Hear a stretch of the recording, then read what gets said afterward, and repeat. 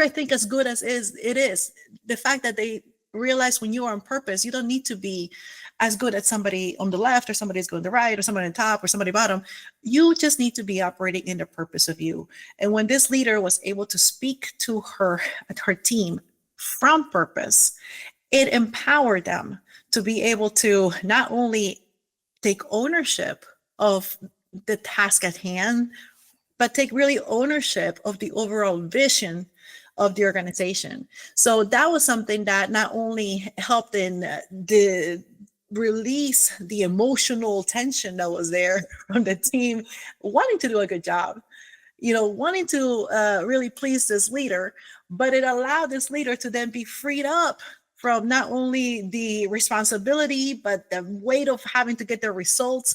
Because when she was able to not delegate just tasks, but transfer purpose, then that same conviction, that same energy that comes from fulfilling a purpose was able to take on the sustainability of the organization. Your business's success depends on relationships with customers, relationships with employees, and relationships with stakeholders. What do they all have in common? They're all human.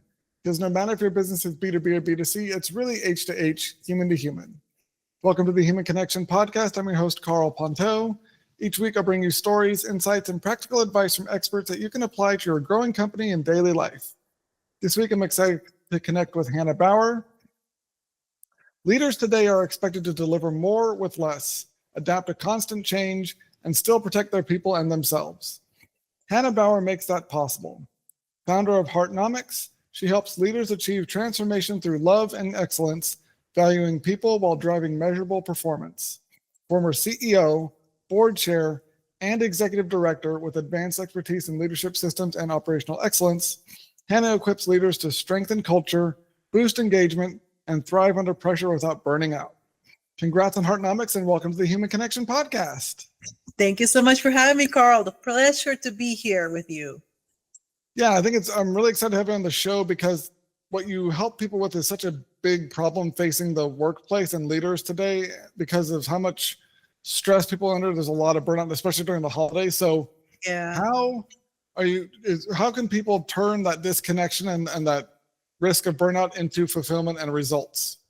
Well, thanks for asking. Actually, the first part is what you said, the acknowledgement, right? Because we feel this tension, we get all the symptoms, and we don't necessarily take the time to acknowledge, hey, yes, I am feeling burnt out, or, something's feeling kind of flat or not quite myself. So first of all is acknowledging that and getting curious about, what might be going on. So in that part comes a lot of the self-awareness, comes a lot of, what are some of the, how do I know when I'm well? How do I know when I'm not well? And actually that's where I find a lot of the leaders, because we do get caught into like the busyness of everyday thing, going from one to the other one. I mean, I've been guilty of it. Like some days I'm just like going by what my calendar says, depending what color it is.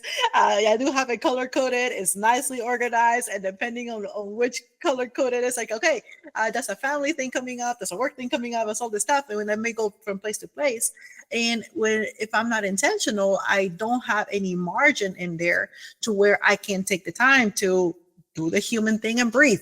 And that's honestly what we need to do. These are great things. I mean, one of the we love the opportunity to plan for holidays. It gives us even the break or the whole season. So the point of it is to celebrate. And a lot of times we don't celebrate because of not taking the time to breathe and be in the moment and being present. So how do we change it around? It's doing exactly that. First, acknowledging it, being okay with asking, what is going on? What is the flatness? What could be going not quite right? Energy levels. I know for me, a lot of how I feel is the energy. Am I excited about it or am I dreading it? Is this in me feeling of dread, like, oh my gosh, this is coming up? And then questioning it. Don't be judgmental about it. I think a lot of times we stay away from it because this immediate judgment just comes. Like, no, just be curious, lean into it. And that comes with taking the time. So when you're leaning into it, then and being able to be okay with the answer that may come up. Hey, maybe you just need to drink some water. Or maybe you just need to make a phone call. There's some simple things that then in itself empowers you to be able to take on the next step.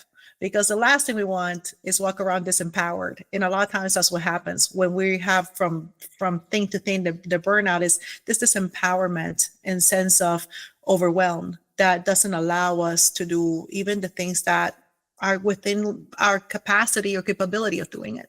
So taking the time and allowing yourself to be empowered by it, energized, and get curious about it so that you can move on to the next part.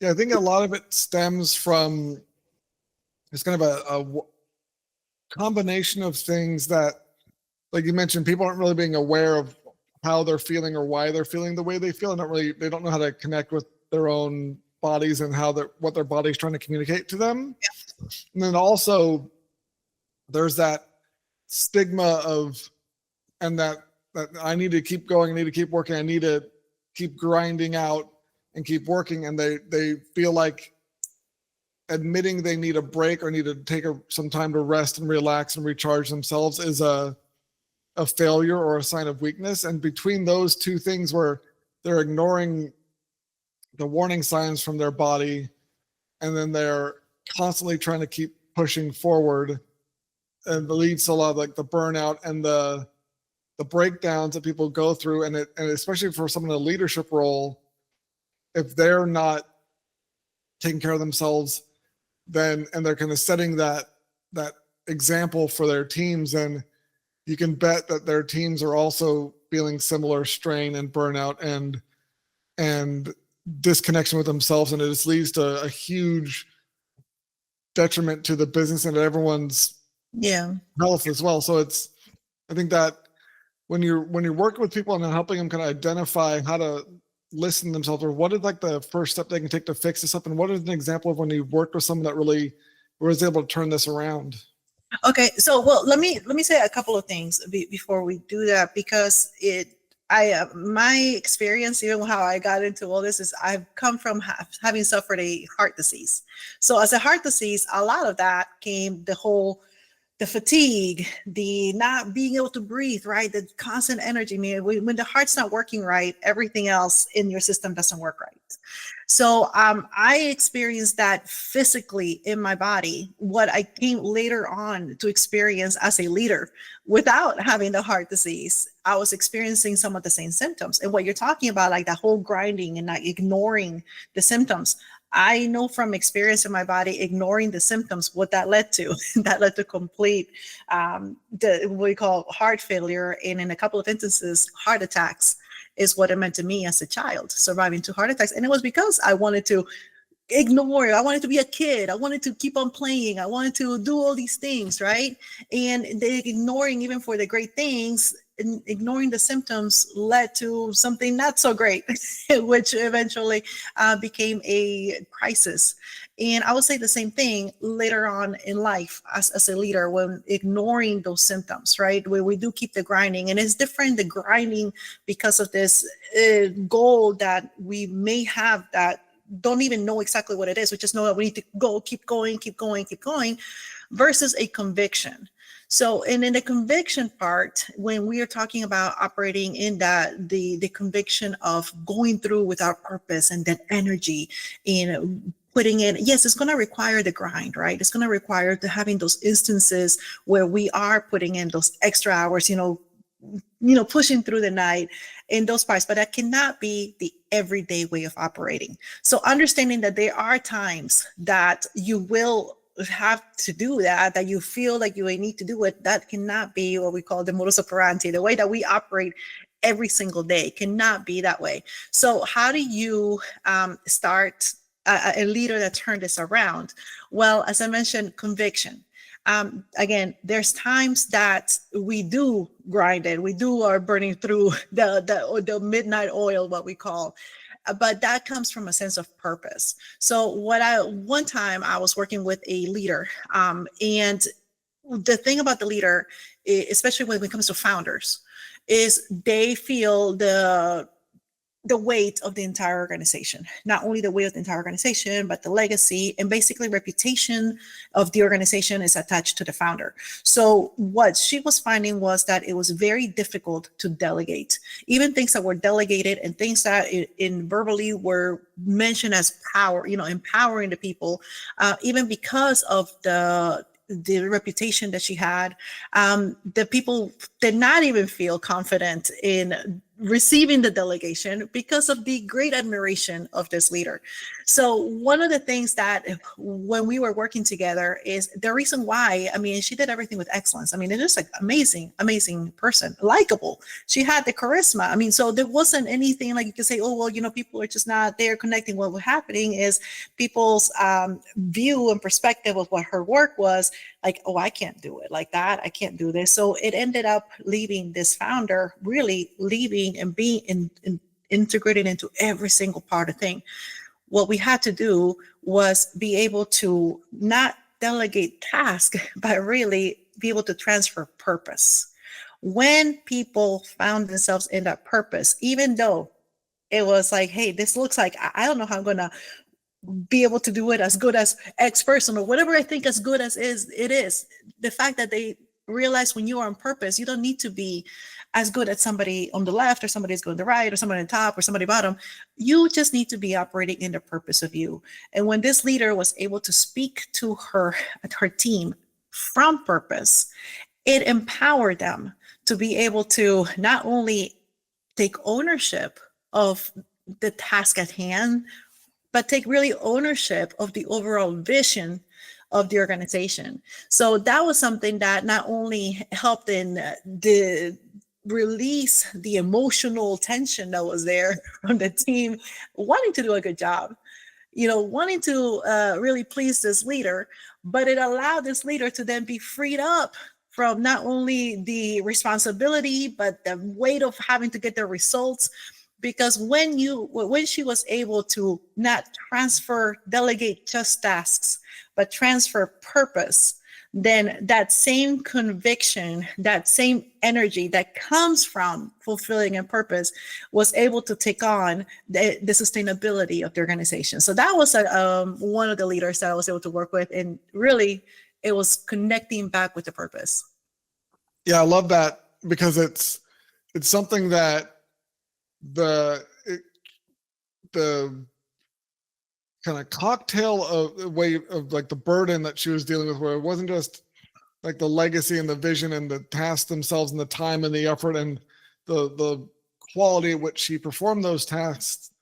It wasn't just one thing that had to be transferred, because if you don't give everyone all the ingredients, they can't mix the same cocktail together.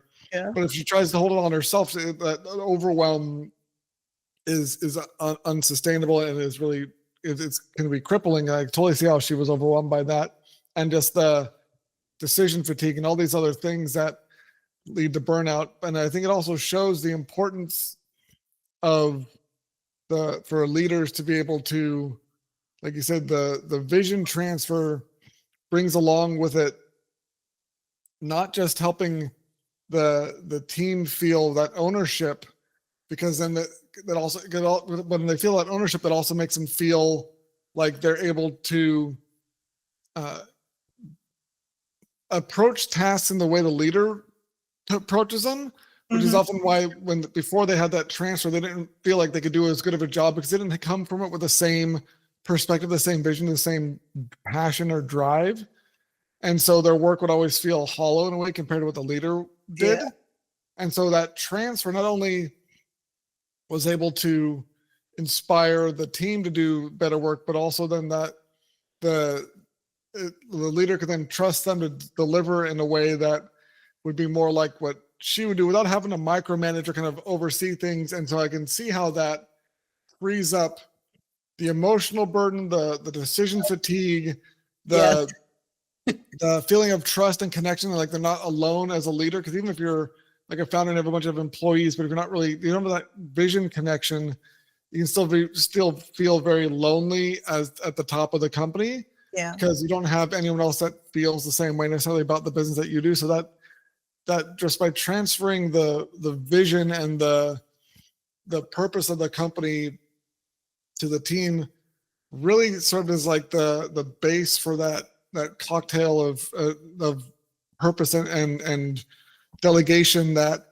I can see that having a huge lift of burden, and also allows for, like you mentioned, that having to get through those tough nights, those like the grind sessions, like you said, it can't be all the time, but when you do have to get through them, it makes getting through those a lot easier. And also it helps when you are in those periods, or you see one coming up, know that it's actually one of the episodes I'm working on updating for like an archive I'm working on is the difference between the mindset of I have to do this versus I get to do this. Yes. Exactly. Just a little shift has a huge change. And so it goes from being like, oh, that the boss is telling me I have to do this. Oh my God, it's gonna be like, I'll do it. Versus, oh, I get to do this because it's part of the vision for this company that I'm proud to be a part of because I'm having this impact, and they have that ownership. Just that subtle mindset shift is huge. And I imagine it's something that you see play out on your clients' heads as you're working with them, or on their faces, that they have that, when that kind of switch is flipped and they go, oh, this is something I get to do now instead of have to do. That's got to be a big catalyst for a lot of the changes you're working on.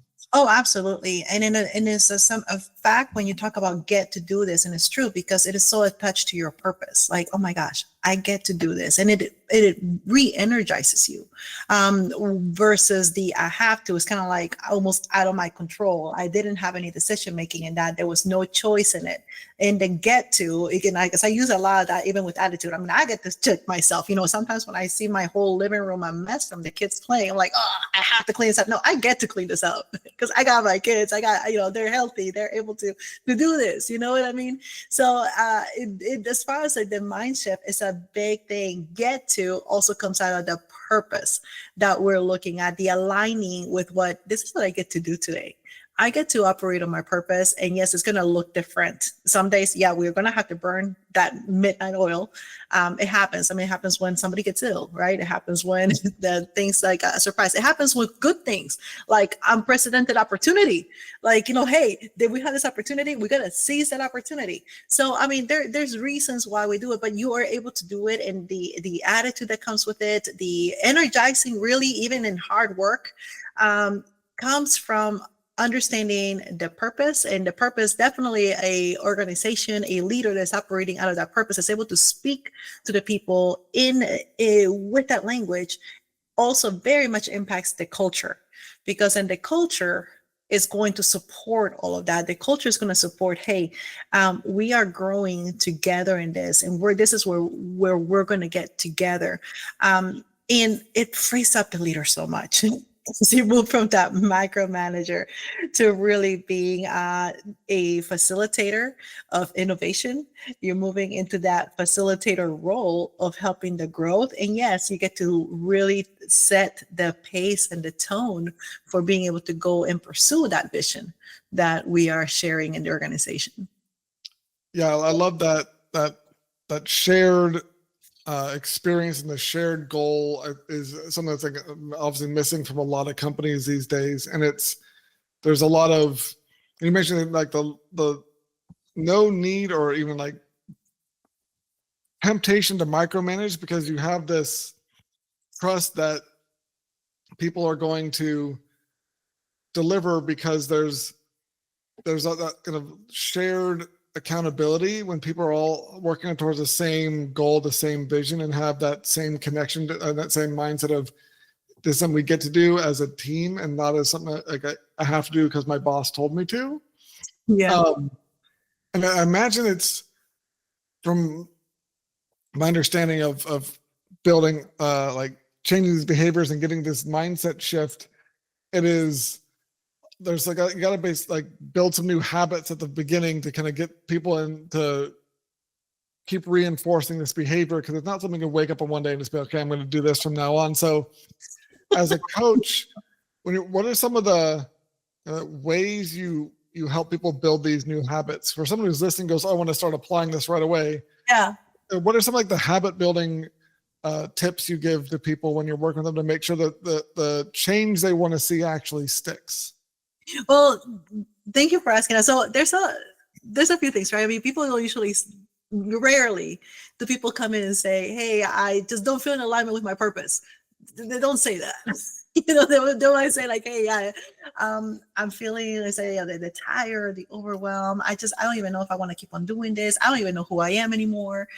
Questions like that. So that was the first thing I say, coaches, like, what are those questions that are happening? What are you playing? What's playing in your head? What are some of those things? Because immediately you, especially on this, like, I don't even know why we're doing this anymore. I don't even know what I'm doing. So when questions like that, first of all, grab those questions, be aware of that. So that's the first thing is, what are some of those things that keep on coming up in your mind on a daily basis?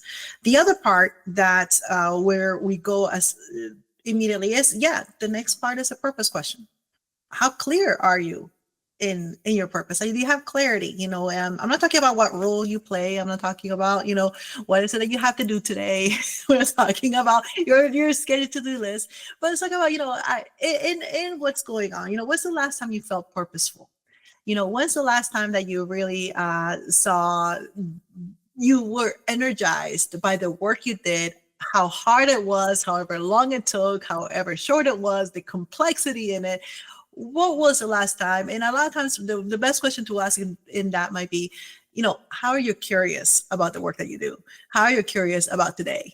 So that's a simple question, because that will also tell you about your purpose. And from that, I'd say it's about the heartbeat.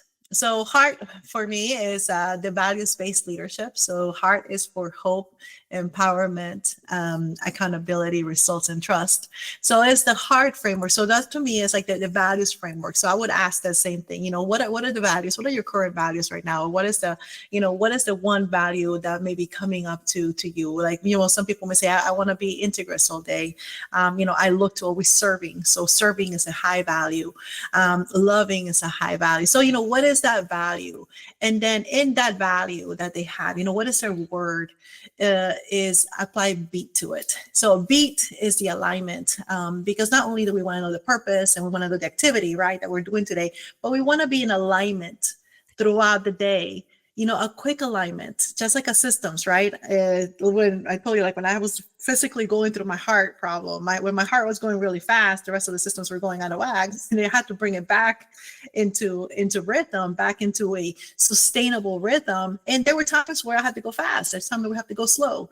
So I would say the next one is apply beat, and that is an alignment.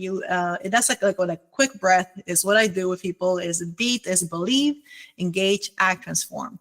Believe is where you check in your belief, so you can be your purpose question. What were you curious about? Engage is like, how can I be more curious about that? What are the resources? What are the people? What are some of the books or audio, anything? But how can I engage with that belief today? And then act is, what small action can I do? What's the smallest of action is going to trample the greatest of intention any day. So what is the smallest action that I can do towards living out that belief today? And the transformation at the end. How am I going to know, what is the transformation I'm expecting from doing that? Going back to what you're saying with the habits. So the transformation, the reason we do habits is because we do expect a transformation. We do expect something to be looking at the end. So beat, believe, engage, act, transform. So what are you believing? What are you engaging with? What's the small action you can do today? And what is the transformation you're expecting from it? Awesome. I love it. Well, thank you so much for connecting with me today, Hannah. If you enjoyed this episode of the Human Connection Podcast, please leave a review, and share it. If you want to connect with either of us, check out the links in the show notes. And remember, no matter if your business is B2B or B2C, it's really H to H, human to human. Happy connecting.